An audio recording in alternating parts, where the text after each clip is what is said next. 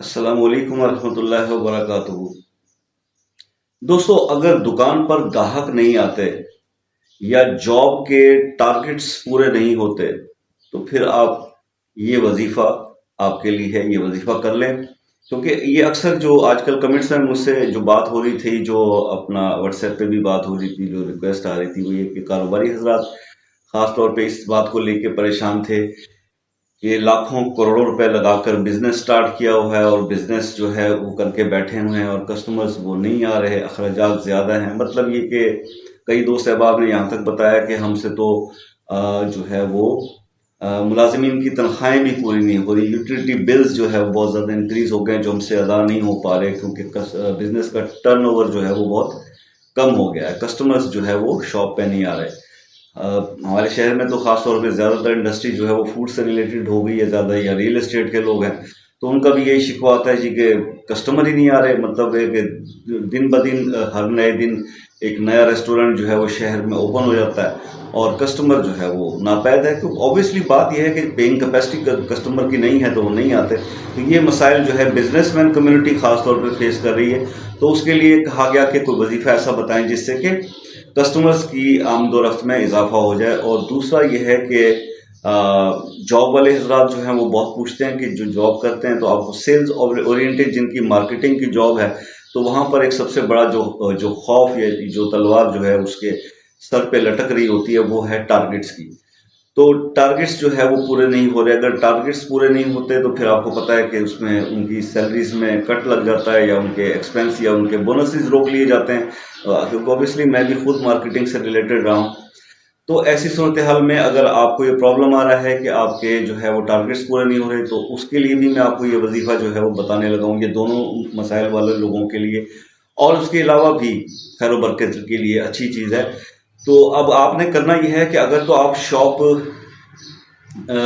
آپ کی شاپ ہے، اور تو آپ کریں یہ کہ یہ آیت ایک میں آپ کو بتانے لگا ہوں، سورہ اعراف کی آیت نمبر 10،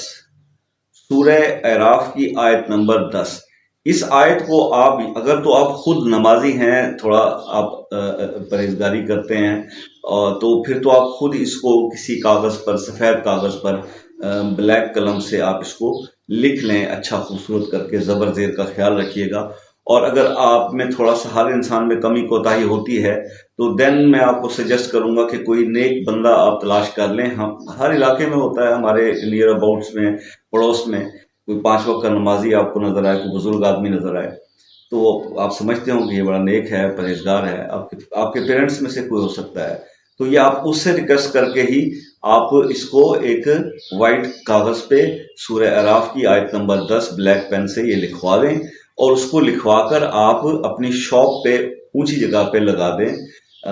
تو جہاں پہ ادب احترام قائم رہے اس کو لگا دیں، اس کو دکان کے اندر کاروبار والی جگہ پہ، اور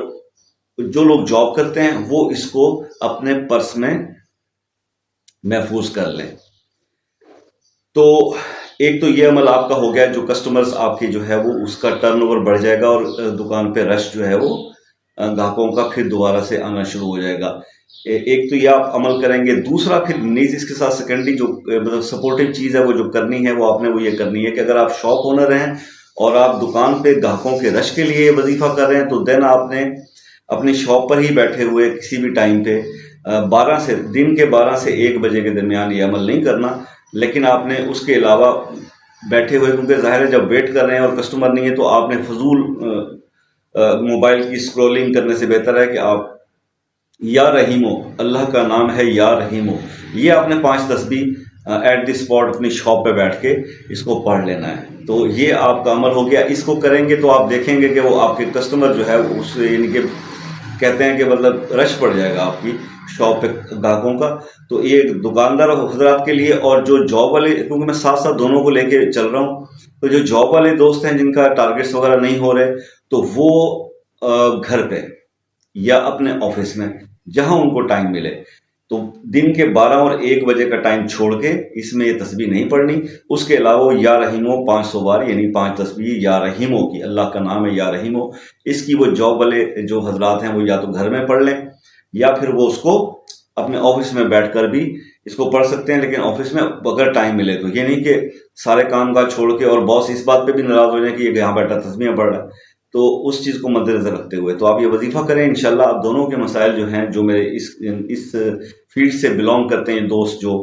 احباب کاروباری حضرات ہیں، دکاندار حضرات، اور یا پھر جو جابس والے جو لوگ ہیں، تو انشاءاللہ دونوں کو اس کا زبردست بینیفٹ ملنے والا ہے. تو بس یہی میں نے آپ کو آج کا وظیفہ بتانا تھا.